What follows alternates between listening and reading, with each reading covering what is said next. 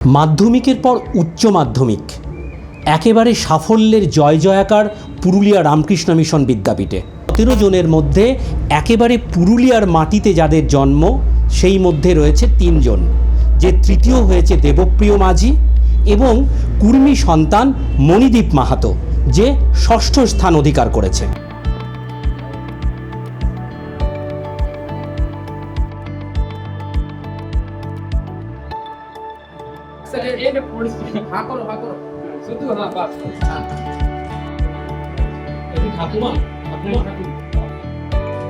একদম জঙ্গলমহলের ছেলে এবং একজন কুর্মী সন্তান, কুর্মী জনজাতি, কি বলবে এই সাফল্যে?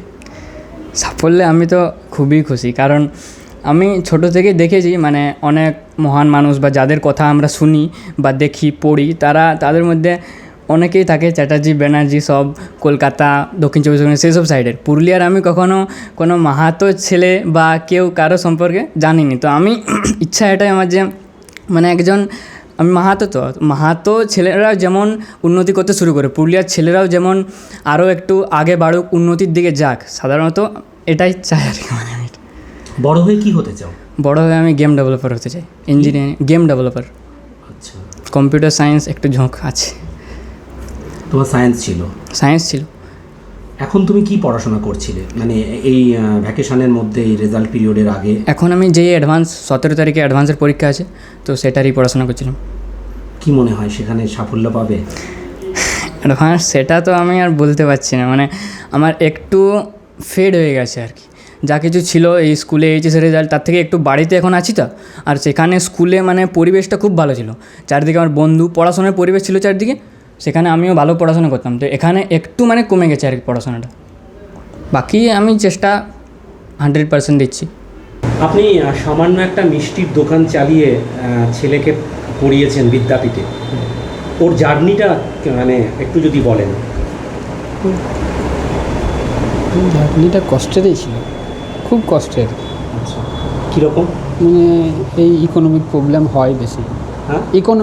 হয় বেশি। ওটা খুব কষ্টের, এইভাবেই চলতে হতো। তবে ওটা আমি হারিনি, মানে আমাকে নিজেকে ওটা করে নিতে হবে। মানে বছরে তো মিশনে 80,000 টাকা খরচা লাগে, বছরে 1,20,000 মতন লাগে। আচ্ছা, ওটা ওইভাবেই ম্যানেজ করতে হয়, ওই যেভাবে হোক, যেমন করে হোক, এই একটা চিন্তা থাকে যে আমাকে দিতেই হবে ওটা। আমরা খুব গর্বিত যে আমার ব্লকের একটি মানে ছাত্র মণিদীপ মাহাতো, ওনার বাবা দিলীপ মাহাতো, উনি খুব রাজ্য স্তরে ষষ্ঠ স্থান অধিকার করেছে 491। তাই এটা আমাদের খুব গর্বের বিষয় এবং আগামী দিন আরও লেখাপড়ায় ও সাফল্য লাভ করুক। আমি ওর কাছ থেকে শুনলাম যে ও কম্পিউটার সায়েন্স নিয়ে পড়াশোনা করবে, এই উজ্জ্বল ভবিষ্যৎ আমি কামনা করি এবং মহকুমা শাসকের নির্দেশ অনুসারে ও ব্লক প্রশাসনের পক্ষ থেকে আমরা ওনাকে সম্বর্ধনা জানাচ্ছি এবং আগামী দিনে আরও ভালো পড়াশোনা করুক এই উৎসাহ দান করছি। কিছু কি উপহার দিলেন?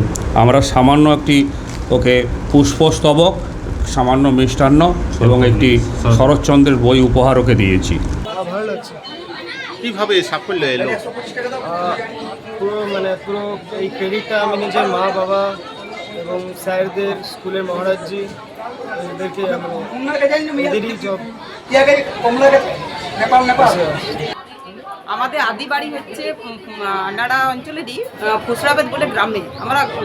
আমার ছেলে গ্রামেই মানুষ, ছোটোবেলার থেকে আমরা গ্রামেই থাকতাম। তারপর আমরা ওর বাবা একটা ব্যবসা সূত্রে আমরা আনাড়াতে বসবাস করি। আমার ছেলে সাধারণত ক্লাস 5 থেকে ও রামকৃষ্ণ মিশন বিদ্যাপীঠে পড়াশোনা করছে, ক্লাস 12 পর্যন্ত।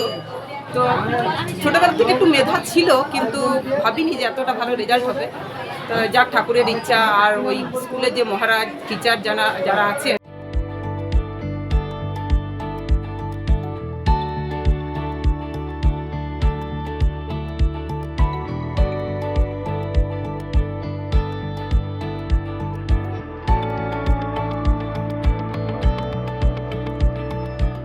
কত নাম্বার পেয়ে কোন স্থান অধিকার করেছো? আমি পেয়েছি 489 এবং আমি 8ম স্থান অধিকার করেছি। কতটা আনন্দিত এমন সাফল্যে? খুবই আনন্দিত, খুবই ভালো লাগছে। আগামী দিনে কি হওয়ার স্বপ্ন রয়েছে? আগামী দিনে মেডিকেল নিয়ে পড়তে চাই। কেন? অনেক তো প্রফেশন আছে, সেই জায়গায় মেডিকেল কেন পছন্দ করে নিচ্ছ? না, আমার একটা কম বয়স থেকে এই প্রফেশনটার প্রতি একটু অ্যাট্রাকশন ছিল, তো তাই আমি এটাকেই বেছে নিই। বাবা কি করেন? বাবা পঞ্চায়েত অফিসে চাকরি করে। মা? মা হাউস ওয়াইফ। আজকের এই সাফল্যে অবদান কাকে ভাবছো? কার বেশি অবদান রয়েছে? বেশি কম তো বলা যাবে না, মানে সবাই অবদানই খুবই গুরুত্বপূর্ণ। কারো অবদান যদি কম পড়তো তাহলে সম্ভব হতো না ব্যাপারটা। সবারই অবদানই খুবই গুরুত্বপূর্ণ। স্কুল থেকে শুরু করে স্কুলের টিচার, মহারাজগণ, তারপরে স্কুলের সমস্ত বন্ধুরা খুব সাহায্য করেছে। গ্রুপ স্টাডি আমাদের খুব গুরুত্বপূর্ণ পদক্ষেপ ছিল আমার এই সাফল্যের পিছনে। খুবই ভালো পড়াশোনা হয়, আর মোবাইল থেকে দূরে রাখা হয়, আর ডেলির কাজ ডেলি করা, আর রেগুলারিটি মেনটেন করাই ওই স্কুলের সাফল্যের মূল কারণ। আমি তো পরিশ্রম করেছি ছেলে, এবং সমস্ত ঠাকুরের ইচ্ছাতেই ছেলে এই সাফল্য পেয়েছে। আমার তো সব থেকে বেশি আমার ঠাকুরের উপরই বিশ্বাস, ঠাকুরের কৃপা ছাড়া হয় না। ছেলে পড়াশোনা কতটা? হ্যাঁ, অবশ্যই ছেলের পড়াশোনায় তো টাইম দিতই। ছেলে তো মিশনেই থাকতো, মিশনে পড়াশোনা করতো। ওদের যেরকম রুটিন আছে, যেরকম নিয়ম আছে, সেই অনুযায়ী ছেলে পড়াশোনা করতো।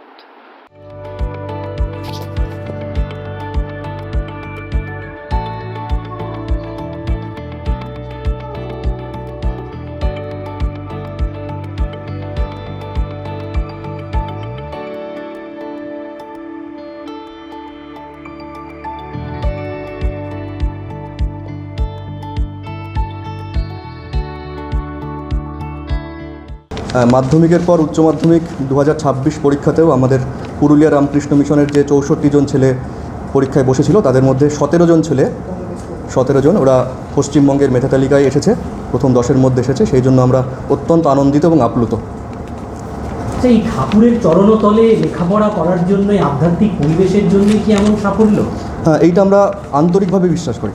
রামকৃষ্ণ মিশনের যে পবিত্র পরিবেশ, যে শৃঙ্খলাপরায়ণ জীবন, এবং শিক্ষক, সাধু ব্রহ্মচারী, ছাত্র সকলের যে অক্লান্ত প্রচেষ্টা, তার জন্যই এই সাফল্য। সর্বোপরি আমরা বারবার এইটা বলতে আনন্দিত হই যে ভগবান শ্রীরামকৃষ্ণদেব, মা সারদা দেবী এবং স্বামী বিবেকানন্দের কৃপা আমাদের সকলের উপরে বর্ষিত হচ্ছে।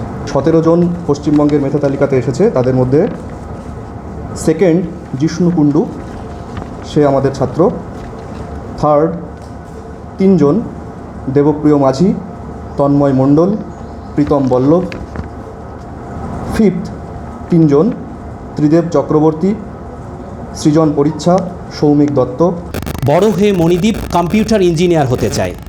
রাজনীতিতে সেভাবে আকর্ষণ নয়, তবে একেবারে খোলামেলা সে জানিয়েছে সে এবার পরিবর্তনের পক্ষেই ভোট দিয়েছে, এবং যেহেতু রাজ্যে পরিবর্তনের পর আলাদাভাবে উন্নয়নের জোয়ার লাগতে শুরু করেছে, ফলে সে আর ভিন রাজ্যে পড়তে যাবে না, সে এখানে থেকেই লেখাপড়া করবে।